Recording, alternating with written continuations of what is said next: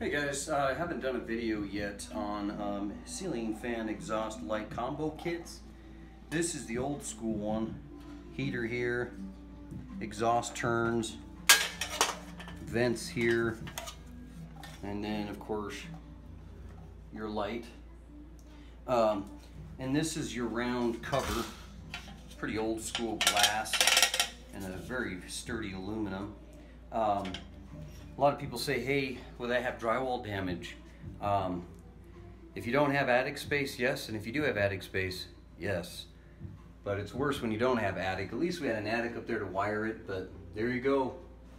You can't stick a rectangle hole in a circle and a circle. So bottom line, they just don't match up. We end up having to make a big fat square, screw that in, vent it, and then having that on the right circuit. We are using the old labeling system, which was labeled already 1, 2, 3, and 4.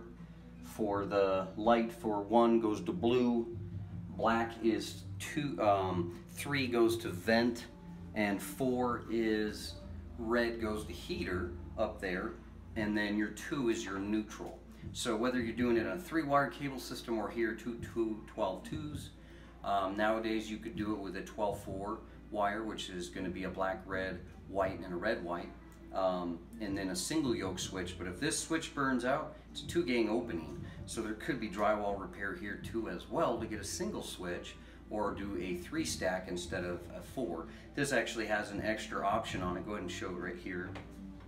This has an extra option that actually shows the light, vent, heater, and heater light. And when the heater's on, a pilot light kicks on.